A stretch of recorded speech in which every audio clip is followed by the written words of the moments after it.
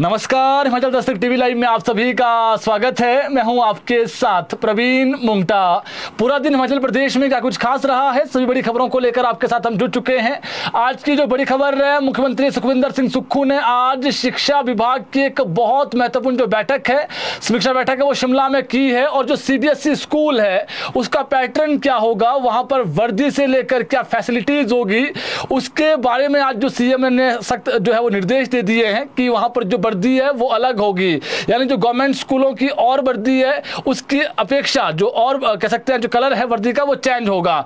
इसके अलावा एक मंत्री ने आज जिस प्रकार से एक मंत्री का जो नाम है वो आपको हमने पहले ही बता दिया हिमाचल दस्तक ने कि उनका नाम प्रदेश कांग्रेस अध्यक्ष के लिए सबसे आगे है। तो उन्होंने कह दिया कि अगर मुझे अध्यक्ष बनाया जाता है तो वो मंत्री पद छोड़ने को भी जो है वो तैयार है। ये भी महत्वपूर्ण खबर है। और तीसरी बड़ी खबर होगी कि एरियर के साथ बढ़ी हुई सैलरी मिलेगी, और ये भी महत्वपूर्ण खबर है। और भी कई खबरें हैं। प्रमोशन को लेकर के हाईकोर्ट से ऑर्डर है, क्या ऑर्डर है आपको वो बताएंगे।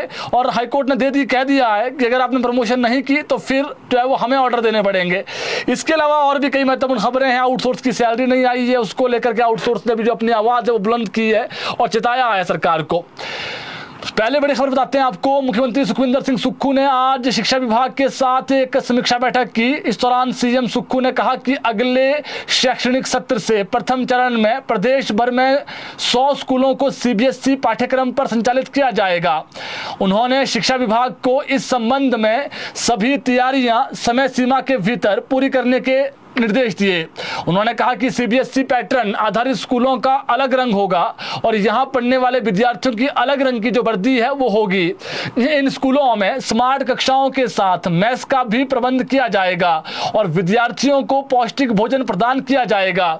शिक्षा विभाग के अधिकारियों ने मुख्यमंत्री सुखविंदर सिंह सुक्खू को अवगत करवाया कि प्रदेश में सीबीएसई के मापदंड पूरा करने वाले अभी तक 86 स्कूलों की पहचान कर दी जा चुकी है। मुख्यमंत्री ने अधिकारियों को शेष स्कूलों में सीबीएसई के मापदंड जल्द से जल्द पूरा करने के निर्देश दिए।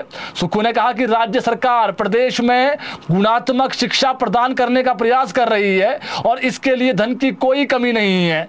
शिक्षा विभाग में खाली पड़े अध्यापकों के पदों को भरा जा रहा है। उन्होंने कहा कि वर्तमान राज्य सरकार के प्रयासों से हिमाचल प्रदेश गुणात्मक शिक्षा में 21वें स्थान से 5वें स्थान पर पहुंच गया है और राज्य सरकार ग्रामीण क्षेत्रों में पढ़ने वाले बच्चों को गुणात्मक शिक्षा प्रदान करने के लिए निरंतर प्रयास कर रही है। मुख्यमंत्री ने Rajiv Gandhi day boarding school बनाने की समीक्षा बैठक भी की और अधिकारियों को इसमें तेजी लाने के निर्देश दिए। उन्होंने कहा कि इन स्कूलों में एक अच्छा कैंपस तैयार होना चाहिए जहां खेल कूद जो गतिविधियां हैं उसके लिए भी पर्याप्त जगह हो। उन्होंने कहा कि शिक्षा क्षेत्र में सुधार लाने में राजीव गांधी जो डे बोर्डिंग स्कूल है ये मील का पत्थर सिद्ध होंगे। सीएम सुक्खू ने कहा कि हर जिला में स्टेट ऑफ आर्ट कॉलेज बनाने का भी प्रयास किया जा रहा है जहां विद्यार्थियों को बेहतर शिक्षा के साथ साथ सभी प्रकार की गतिविधियां उपलब्ध होंगी ताकि इनका सर्वांगीण विकास हो सके। इसके अलावा दूसरी बड़ी खबर, सीएम की मंजूरी के बाद शिक्षा विभाग ने मानदेय बढ़ाने के जो ऑर्डर्स है वो निकाल दिए हैं। ये बड़ी खबर आपको हमने कल बताई थी कि सैलरी बढ़ेगी, मानदेय बढ़ेगा, इसके ऑर्डर भी हो गए हैं। एसएमसी शिक्षकों, मिड डे मील कार्यकर्ताओं और जो पार्ट टाइम वाटर कैरियर का जो मानदेय है वो बढ़ा हुआ मिलेगा। लेकिन इसमें जो बड़ी बात है वो है कि 1 अप्रैल से मिलेगा बढ़ा हुआ वेतन। अक्टूबर का जो मानदेय है वो बड़े पैसों और एरियर के साथ मिलेगा। अप्रैल से लेकर सितंबर माह तक का एरियर दिया जाएगा।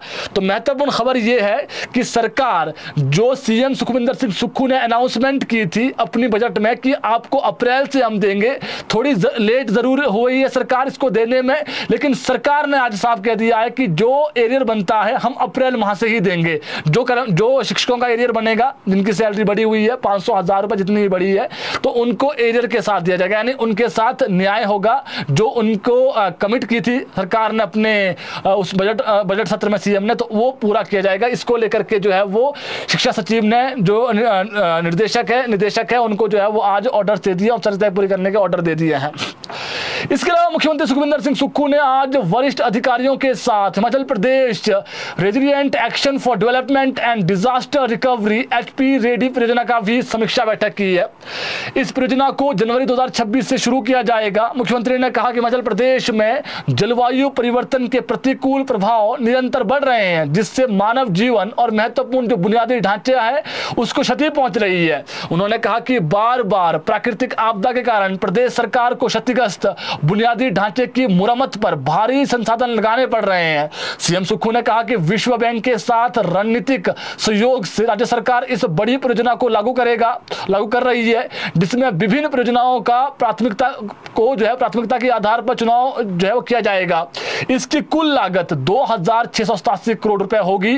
उन्होंने कहा कि यह मिशन न केवल वर्ष 23 और 25 में जो आई है आपदा 2023 और 2025 में प्रदेश में आई प्राकृतिक आपदाओं से हुए नुकसान की भरपाई के लिए महत्वपूर्ण साबित होगा, बल्कि भविष्य में आपदाओं का सामना करने के लिए राज्य सरकार के जो बुनियादी ढांचे हैं उसको मजबूती देना और जो पुनर्निर्माण कार्य है उसमें भी सहायता मिलेगी। यानी सरकार ने ये मान लिया है कि आपदा आएगी, इसके लिए तैयार रहना पड़ेगा। तो अब एक ऐसा बजट होगा इसमें जो विश्व बैंक का मदद करेगा, जिसको जो है वो जो आपदा में नुकसान होगा उसके पुनर्निर्माण के लिए खर्च किया जाएगा। और पहले से ही जो है सरकार तैयार रहेगी। अगर ज़्यादा बारिश होती है मानसून में तो उसके लिए उसके बाद जो पुनर्निर्माण कार्य होने हैं, मकान कैसे बनने चाहिए, आपको बता दें TCP के जो रूल्स हैं उसको सरकार बदल रही है। और सरकार ये लोगों से आह्वान भी कर रही है, सरकार कह रही है कि हम थोप नहीं रही है जनता पर, लेकिन जनता को खुद समझना पड़ेगा कि जो मकान है वो अब जो नाले किनारे वहां ना बना करके ऐसे स्थान पर मकान बनाए जहां पर जो है वो कम खतरा है लैंडस्लाइड होने का, या फिर जो नदी नाले का जिस प्रकार नदी नाले बहुत हैं प्रदेश में, जब बारिश आती है तो उसका जो है जलस्तर बढ़ जाता है। तो इसलिए मकान ऐसी जगहों पर बनाए जाए, जो भी आगामी समय में मकान बनेंगे लोगों के, तो ऐसे स्थानों पर बनाए जाए जहां पर सुरक्षित जो है वो जगह हो। इसके अलावा आज की सबसे बड़ी खबर क्या है कि प्रदेश में दिसंबर में प्रस्तावित पंचायत चुनाव टल सकते हैं। उसकी वजह क्या है? राज्य के जो कई जिला के DCs हैं उन्होंने सचिव पंचायती राज को जो है वो चुनाव टालने को लेकर पत्र लिखा है। एक बिलासपुर के जो DC है उनका पत्र वायरल भी हुआ है, जो है वो आपको मिल भी गया होगा, आपने भी पढ़ लिया होगा। इसमें आपदा के कारण निजी व सरकारी संपत्ति, सड़कों और रास्तों को हुए नुकसान का हवाला दिया गया है। बताया गया है कि मनरेगा के तहत विभिन्न कार्य शुरू किए गए हैं। वर्तमान हालात में अभी पंचायती राज चुनाव व्यवहारिक नहीं है, ये DC ने कहा है। प्रशासन और विभाग के कर्मचारी आपदा राहत कार्यों में व्यस्त है। इसे देखते हुए सरकार से डिजास्टर मैनेजमेंट एक्ट के प्रावधानों के तहत आवश्यक आदेश जारी करने का जो आग्रह है वो DC के द्वारा किया गया है। अब जब DC के माध्यम से पंचायती राज को चुनाव टालने के लिए पत्र लिखा गया है तो ऐसे में सरकार इस पर अब फैसला लेगी कि क्या करना है। वहीं स्टेट इलेक्शन कमीशन की बात करें तो दिसंबर में पंचायत और जो नगर निकाय के चुनाव हैं उसको करवाने की जो तैयारियां हैं वो अभी से नहीं 2 महीने पहले शुरू कर चुका है जो स्टेट का चुनाव आयोग है। वोटर लिस्ट फाइनल हो गई है, ये आपको हमने 2 दिन पहले खबर बता दी थी। आजकल जो वोटर लिस्ट है वो उनमें जो है कुछ गलती अगर है, किसी का नाम छूट गया है तो वो अपनी आपत्तियां दर्ज करवा सकते हैं। राज्य सरकार आपदा का हवाला देते हुए चुनाव टाल सकती है। हालांकि चुनाव का जो फैसला है वो इलेक्शन कमीशन पर निर्भर करता है, लेकिन बात वही है, मगर राज्य सरकार के सहयोग के बगैर चुनाव नहीं हो सकते हैं, क्योंकि चुनाव में लगभग 50,000 से अधिक के जो कर्मचारी है उनकी जरूरत पड़ेगी। इलेक्शन कमीशन सारी जो मैन पावर है सरकार से ही मांगता है। तो कुल मिलाकर खबर यह है कि पंचायत चुनाव जो 15 से 25 दिसंबर के आसपास होने थे अब ये टल सकते हैं। उसकी बड़ी वजह यह है कि जो DCs है वो ये कह रहे हैं कि हालत ठीक नहीं है, पंचायत चुनाव करवाने कैसे हैं जब गांव में जो है वो रास्ते नहीं है, रोड नहीं है, तो जो टीमें भी जाएगी कैसे वो जाएगी, कैसे ये हो पाएगा। अब इसमें सरकार ने डिसीजन लेना है। इसके अलावा शिक्षा मंत्री रोहित ठाकुर ने आज सचिवालय में पत्रकारों से बातचीत में कहा कि शिक्षा मंत्री रोहित ठाकुर ने अगर जो है वो मुझे कांग्रेस मतलब किसी को भी प्रदेशाध्यक्ष बनाया जाता है, अगर मुझे दायित्व मिलता है तो मैं अपना मंत्री पद छोड़ दूंगा। उन्होंने बातों ही बातों में ये बड़ी बात कही है कि एक व्यक्ति एक पद की जो कांग्रेस की जो सिद्धांत है, ये मूल सिद्धांत है कांग्रेस का, इस नाते उन्हें अगर संगठन संभालने का जिम्मा दिया जाता है तो स्वाभाविक रूप से वो मंत्री पद छोड़ना उन्हें पड़ेगा और छोड़ेंगे भी। रोहित ठाकुर ने कहा कि व्यवहारिक रूप से भी संगठन और जो मंत्रालय है वो एक साथ चलाना संभव नहीं है। उन्होंने कहा कि यदि हाईकमान उन्हें अध्यक्ष पद की नई जिम्मेदारी देता है, सौंपता है, तो उसके लिए वह इनकार नहीं करेंगे। नई जिम्मेदारी निभाने के लिए वो तैयार हैं। मंत्री ने कहा कि पार्टी का सिद्धांत है कि एक व्यक्ति एक पद, यानी कि एक व्यक्ति सिर्फ एक ही पद पर रह सकता है। यदि उन्हें नई जिम्मेदारी मिलती है तो वह इस जिम्मेदारी का बखूबी निर्वहन करेंगे, पीछे नहीं हटेंगे। उन्होंने कहा कि जिम्मेदारी सौंपना हाईकमान का जो है वो निर्णय है, और अभी तक जो जिम्मेदारी मुझे सौंपी गई है मैं उससे भी खुश हूँ। यानी वो कह रहे हैं कि मंत्री से भी खुश हूँ, अगर पार्टी अध्यक्ष बनाते हैं तो मैं उसके लिए भी तैयार हूँ। और फिर उसके बाद उन्होंने कहा कि जब पार्टी का सिद्धांत ये है कि एक पद, व्यक्ति के पास एक ही पद रहेगा, यानी मंत्री रहेगा या फिर अध्यक्ष रहेगा, तो मैं भी इसके लिए जो है वो तैयार हूँ। बाकी जो हाईकमान डिसीजन लेना है। खबर क्या है कि 13 अक्टूबर के बाद सीएम कह चुके हैं कि अध्यक्ष पद के नाम का ऐलान हो जाएगा। हमारी सूचना के अनुसार लगभग नाम फाइनल हो गया है और प्रदेश कांग्रेस कमेटी के नए अध्यक्ष का जो ऐलान है वो इसी महीने होगा। और 13 अक्टूबर को राजधानी शिमला के रिज मैदान पर पूर्व मुख्यमंत्री वीरभद्र सिंह के रिज मैदान पर जो है वो जो प्रतिमा स्थापित होनी है उसका अनावरण होना है। इस कार्यक्रम के बाद ही नए अध्यक्ष की जो ताजपोशी है वो होनी है। अध्यक्ष पद के लिए जो हमारे पास जानकारी है, रोहित ठाकुर का नाम लगभग जो है फाइनल है, सबसे ऊपर ही बताया जा रहा है। उसके बाद एससी कोटे से विनय कुमार का नाम है। इन्हीं दो में से किसी एक को अध्यक्ष बनाया जाएगा।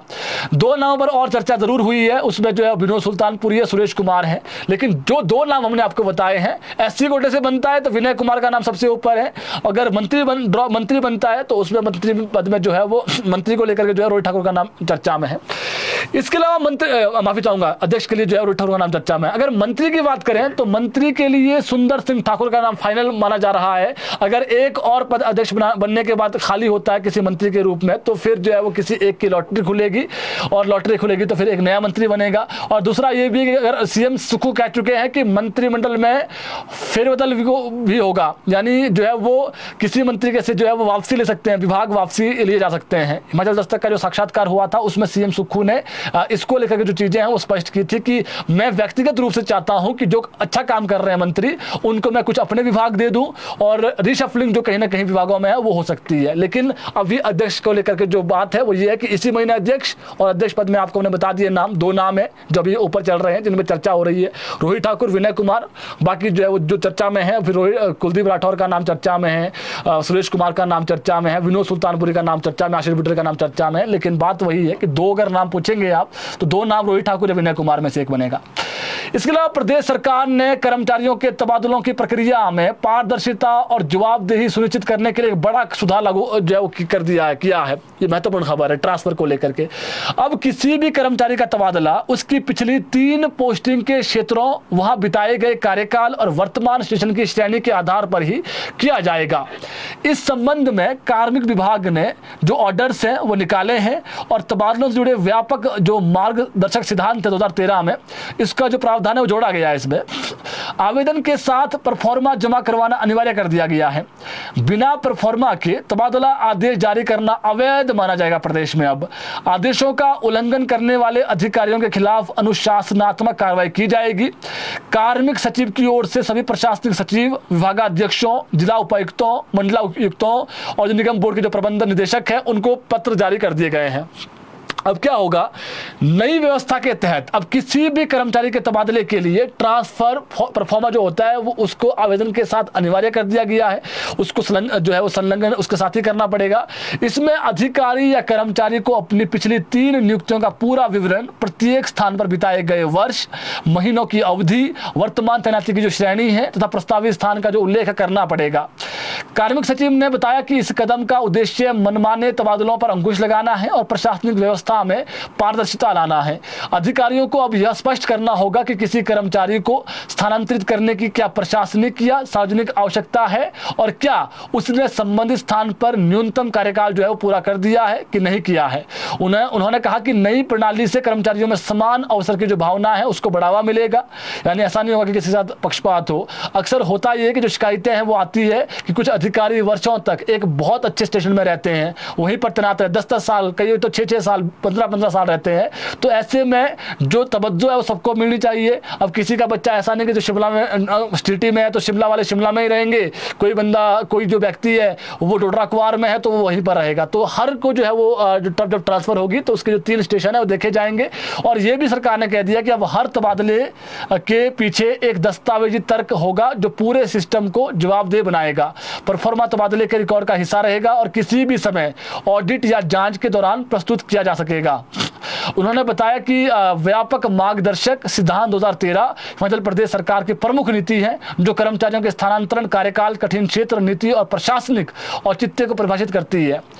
यानी जो ऐसे क्षेत्रों में हैं लोग जहां पर कोई जाना नहीं चाहता है, तो वहां पर भी सिर्फ उसी का ठेका नहीं है कि वही व्यक्ति वहां पर जाएगा, किसी और की भी जो तबादला है वहां पर हो सकता है। यानी 3 स्टेशन का जो ब्यौरा है देना पड़ेगा। इसके अलावा हाईकोर्ट ने शिक्षा विभाग को 1 सप्ताह के भीतर पात्र टीजीटी अध्यापकों के पदोन्नति आदेश जारी करने के ऑर्डर दे दिए हैं। कोर्ट ने इस बार राज्य सरकार के अनुरोध पर मामले को 14 अक्टूबर 2025 को सूचीबद्ध करने का जो ऑर्डर है वो निकाले हैं, ताकि शिक्षा विभाग जो याचिका करता है उनको पदोन्नति आदेशों को हाईकोर्ट के रिकॉर्ड पर रख सकें। ये महत्वपूर्ण आदेश है जी हाईकोर्ट के। कोर्ट ने स्पष्ट किया है कि यदि 14 अक्टूबर तक पदोन्नति आदेश जारी नहीं किए जाते हैं और न्यायालय के समक्ष प्रस्तुत नहीं किए जाते हैं तो यह न्यायालय के आदेशों की अवमानना को बढ़ाने के बराबर होगा। कोर्ट ने चेतावनी दी है कि यदि कोर्ट के आदेशों की अनुपालना नहीं हुई तो न्यायालय द्वारा उचित आदेश पारित किए जाएंगे। संभावित आदेशों में संबंधित अधिकारी को न्यायालय के आदेशों की जानबूझकर अवज्ञा करने के लिए दंडित भी किया जाएगा और कोर्ट शिक्षा विभाग द्वारा इस दौरान टीजीटी से पीजीटी के लिए की गई सभी पदोन्नतियों पर रोक लगाने में कोई संकोच नहीं करेगा। न्यायाधीश अजय मोहन गोयल ने पूर्णिमा कुमारी व अन्य द्वारा दायर अवमानना याचिका की सुनवाई के पश्चात कहा कि याचिकाकर्ताओं के पदोन्नति आदेश नियत तिथि से जो है वो जारी किए जाएं। तो ये एक खबर थी जी कि अगर आपने इनको नहीं प्रमोट जो है वो पदोन्नति की इनकी, तो फिर जो है वो जो अधिकारी है उस पर भी गाज गिरेगी और हमें मजबूरन जो आपने पहले आदेश निकाले हैं उसको भी बदलना पड़ेगा। तो ये जी प्रमोशन को लेकर के हाईकोर्ट से बड़ी खबर थी। इसके अलावा आउटसोर्स कर्मचारियों ने अभी तक वेतन न मिलने पर कड़ा रोष जताया है। आउटसोर्स कर्मचारी महासंघ के पूर्व अध्यक्ष शैलेंद्र शर्मा ने कहा कि हिमाचल प्रदेश के लगभग 40,000 से अधिक आउटसोर्स कर्मचारी आज आर्थिक संकट की स्थिति में है। अक्टूबर माह की जो है वो अब 9 तारीख बीत जाने के बाद भी इन कर्मचारियों को सितंबर माह का वेतन अभी तक प्राप्त नहीं हुआ है। ये वही कर्मचारी है जो पिछले 2 दशकों से मात्र 10,000 औसतन मासिक वेतन में राज्य सरकार के विभिन्न डिपार्टमेंटों में अपनी सेवाएं दे रहे हैं। 10-10, 15-15 साल हो गए हैं। उच्च न्यायालय द्वारा इन कर्मचारियों के नियमितीकरण के स्पष्ट आदेश दिए जाने के बावजूद भी सरकार की ओर से अब तक कोई ठोस कार्रवाई नहीं की गई है। आपने देखा पीछे आया था जी अभी ऑर्डर, जो एक ऑर्डर आए थे उसमें जो है वो उसका जो है वो हवाला दे रहे हैं आउटसोर्स कर्मचारी, हमारे को भी इंप्लीमेंट किया है, लेकिन वो सोसाइटी के कर्मचारी थे। उन्होंने कहा कि त्योहारों के इस समय में जब पूरा प्रदेश करवा चौथ और दिवाली की तैयारी में जुटा है, वहीं ये कर्मचारी अपने परिवार के भरण पोषण को लेकर परेशान हैं। सरकारी दफ्तरों में कार्यरत ये लोग जो दिन रात व्यवस्था को चलाने में योगदान दे रहे हैं, खुद अपने घर की रसोई तक चलाने में असमर्थ है। कर्मचारियों का कहना है कि यदि सरकार ने शीघ्र वेतन जारी करने व नियमितीकरण पर ठोस निर्णय नहीं लिया तो वह आगामी दिनों में राज्यव्यापी जो आंदोलन है वो खड़ा करेगी और फिर इसके लिए जो है वो सरकार जिम्मेदार होगी और जरूरत पड़ी तो हाई कोर्ट का जो दरवाजा है वो भी खटखटाया जाएगा। उन्होंने कहा कि सितंबर माह का जो वेतन है वो तत्काल जो है वो जारी किया जाए, ये इनकी मुख्य मांगे हैं। और दूसरा जो है वो जो रेगुलर होने के ऑर्डर है वो भी आप जल्द से जल्द जो है वो जारी किया जाए, जो हाई कोर्ट से आदेश हुए हैं कि आउटसोर्स को जो है वो जल्द रेगुलर किया जाए। लेकिन जो हाई कोर्ट से ऑर्डर हुए थे जो सोसाइटी के लोगों को लेकर के थे, तो ये जो शैलेंद्र शर्मा है अध्यक्ष रहे हैं आउटसोर्स के, उन्होंने कहा है कि कुछ डिपार्टमेंट्स में 2-2 महीने की सैलरी नहीं आई है तो आउटसोर्स में, और कुछ डिपार्टमेंट का जिक्र किया है कईयों को 3-3 महीने नहीं आई, तो ऐसे में सरकार जल्द से जल्द जो सैलरी है वो दे दें। इसके अलावा पीडब्ल्यूडी मंत्री विक्रमादित्य सिंह ने आज ऐतिहासिक रिज मैदान पर 13 अक्टूबर को आयोजित किए जाने वाले राज्य स्तरीय कार्यक्रम का जो वहां पर होना है उसकी तैयारियों का जायजा लिया। इस दौरान उन्होंने कार्यक्रम में मंच, बैठने की व्यवस्था, शामियाना जो वहां पर है, प्रदर्शनी, यातायात और जो अन्य विषयों पर अधिकारियों से विस्तार पूर्वक चर्चा की। डीसी, एसपी जो अधिकारी वहां पर थे सबसे चर्चा की। उन्होंने कहा कि 13 अक्टूबर को आयोजित किए जा रहे राज्य स्तरीय कार्यक्रम में कांग्रेस महासचिव प्रियंका गांधी वाड्रा, पार्टी इंचार्ज रजनी पाटिल, राजीव शुक्ला सहित देश और प्रदेश के जो कई बड़े लीडर हैं वो पहुंचेंगे। इसके अतिरिक्त मुख्यमंत्री सुक्खू सहित डिप्टी सीएम, कैबिनेट के जो और जो नेता है और जो एमएलएज हैं वो और जो कार्यकर्ता है कोने कोने से यहाँ पर इस कार्यक्रम में पहुंचेंगे। उन्होंने कहा कि स्वर्गीय वीरभद्र सिंह जो कि प्रदेश के 6 बार मुख्यमंत्री रहे, उनका प्रदेश के विकास में बेहद अहम योगदान रहा है, इसलिए सभी लोग इस दिन का जो बेसब्री से इंतजार कर रहे हैं। उन्होंने कहा कि स्वर्गीय वीरभद्र सिंह द्वारा जो विकास कार्य प्रदेश में किए गए हैं उनको आगे ले जाना ये मेरी और उनकी सरकार की प्राथमिकता है, ये उन्होंने कहा है। इसके अलावा बिहार के चुनाव में मध्य प्रदेश का जो वरिष्ठ पुलिस अधिकारी है वो कूद गया है। जेपी सिंह, आईपीएस अधिकारी जेपी सिंह, इनको स्वराज पार्टी की टिकट मिली है। प्रशांत किशोर की पार्टी से बिहार में इनको टिकट मिली। आपको बता दें कुछ समय पहले ही ये वीआरएस लेकर के चले गए थे और अब इनको जो है वो टिकट मिल गया है। अब इनका किस्मत ये है कि चुनाव जीतते हैं नहीं जीतते हैं। अगर चुनाव जीते तो फिर जो है वो ये एमएलए बन जाएंगे। इसके अलावा बात करते हैं करवा चौथ की। महिलाएं बेसब्री से इंतजार कर रही है। कल करवा चौथ है। सरकारी दफ्तरों में कल महिलाओं के लिए अवकाश रहेगा, लेकिन इससे भी अच्छी खबर यह है कि इस बार चांद थोड़ा जल्दी निकल जाएगा। और जो सूचना हमारे पास है, जो पंडितों से जानकारी प्राप्त हुई है और जो कह सकते हैं आप समय है चांद निकलने का, उसके अनुसार कल शिमला में चांद 8:07 पर निकलेगा और बाकी जगहों पर भी 8 बजे के बाद थोड़ा मिनटों में ऊपर नीचे हो सकता है। बाकी जो है उस 8 से 8:30 बजे के बीच जो है चांद निकलने का समय रहेगा। तो कल करवा चौथ पर चांद कब निकलेगा हमने बता दिया है। और इसके अलावा जो और भी खबरें हमने आपको बता दी है। इसके अलावा बात करें एक और खबर को लेकर के, प्रदेश विश्वविद्यालय में आज 2 छात्र गुटों एसएफआई और एबीवीपी के जो कार्यकर्ता है उनमें खूनी संघर्ष हुआ। ऐसा होना तो नहीं चाहिए शिक्षा के मंदिरों में, लेकिन जो आज हुआ है सच में सोचने वाली विषय भी है। दोनों छात्र गुटों के 5 कार्यकर्ताओं को चोटें आई हैं। वीडियो आप देख सकते हैं सोशल मीडिया पर, हिमाचल दस्तक पर भी आप देख सकते हैं। इस दौरान छात्र गुटों के बीच लात घूंसे खूब चले और तेजधार हथियार से भी प्रहार हुआ, जिसके चलते कुछ छात्र लहूलुहान भी हुए हैं। और यह झड़प समरहिल चौक स्थित विश्वविद्यालय गेट पर हुई है। जानकारी के अनुसार दोनों छात्र गुट विश्वविद्यालय में छात्रों का गेट वेलकम कर रहे थे, तभी किसी बात को लेकर दोनों गुटों में जो है वो कहासुनी हो गई, जो बाद में हाथापाई तक जो है वो पहुंच गई। दोनों ही गुटों की तरफ से एक दूसरे पर माहौल खराब करने के जो आरोप लगे हैं और पुलिस में जो है वो शिकायत दर्ज करवा दी गई है और इस पूरे मामले की पुलिस छानबीन कर रही है। इसके अलावा धर्मशाला के मैक्लोडगंज स्थित टैगल मोड़ में आज एक किराए के कमरे में रह रहे 35 वर्षीय अमित कुमार का शव जो है वो मिला है मृत अवस्था में। और अमित मैक्लोडगंज की एक ट्रैवल एजेंसी में कार्यरत था और पिछले कुछ समय से यहाँ अकेले किराए के मकान में रह रहा था।